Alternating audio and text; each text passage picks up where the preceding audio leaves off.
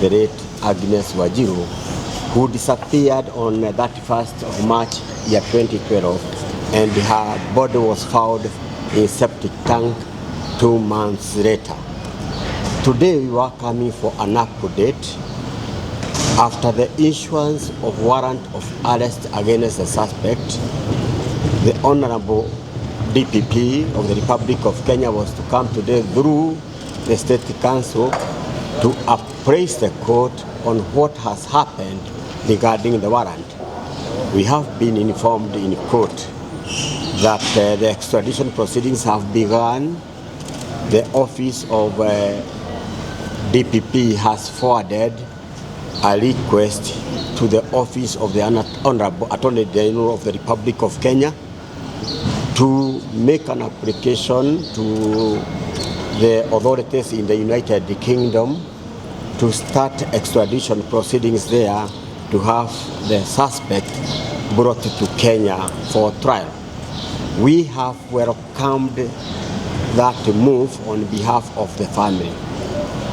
But we had an issue with the date the matter is supposed to come for further mention or trial.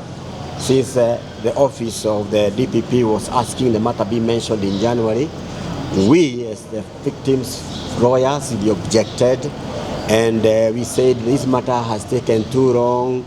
The state has dragged its feet to bring justice to the family of the late Agnes Wanjiru. So the judge has concurred with us and said that this matter should be mentioned every month, starting with the month of November 24th this year, so that the court can be appraised of the progress on the issue of extradition proceedings. Further to that, in accordance with the Victims Protection Act, Cap 79A of the Laws of Kenya, and Article 50 of the Constitution of the Republic of Kenya, the state has been directed to provide us with statements and all the evidence they intended to rely on in this trial, so that one, as the victims, we can assist the state with what we know, the evidence we have, and any other assistance we can offer to enable a fair trial. We shall also keep those documents, study them, so that the family can understand where the case is heading to and what kind of materials the state is likely to offer in evidence against the suspect. So far, so good. The orders have been given, and we are happy with the orders which have been given today, since they have been given in accordance with the law and justice. Thank you. Today, my name is Esther Njoki. I'm the niece to the late Agnes Wanjiru and the family spokesperson. Today we are happy with how the court has directed, and we are hoping that going forward, this extradition process, if they can be able, they can fast track it, because the suspect knew what he had done and went ahead to joke about it. Again, as the family, we are calling for the change in the internal systems of the army, because they are the biggest challenge here. It's not only about Agnes, but even about other victims. Here today, we are coming here to call for Agnes' long-denied rights. But again, looking back, if we only serve Agnes' family justice and we don't do anything about the internal systems of the army, we are not doing anything, because they're the one who failed us. They knew what had happened. They joked, even the seniors joked, but never took any action. So that's why we are calling for the internal systems of the army to change. And I believe if the suspect will be extradited, it will help us to uncover that. Yeah, we are happy as a family, but we are hoping that this thing will be fast-tracked. Although we are aware that it might take more time, but we are hopeful that justice will be served, because we have been waiting patiently for more than 13 years.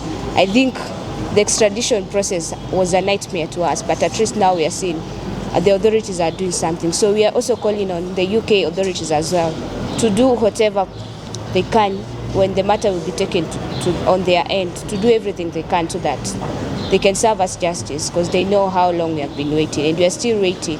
And they know this matter is taking a toll on Agnes' daughter. So we want justice to be served as soon as possible, and not only to Agnes but to other victims, and the change in the internal systems of the army.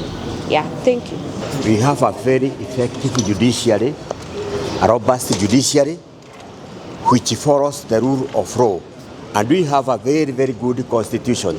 The suspect will not be treated with any bias and will be accorded through protection of the law, accorded human dignity, and treated in accordance with all respect that a person is entitled to. This person will face trial like any other person. We do recognize that he will not be given any unfair treatment due to where he comes from, his color or race, sex, or any other bias. We are all equal under the law, and he should do one good thing. He can choose to surrender himself, and if he feels he's innocent, that is the proper channel or route to take. He comes here, we are waiting for him, and we shall not unfairly treat him.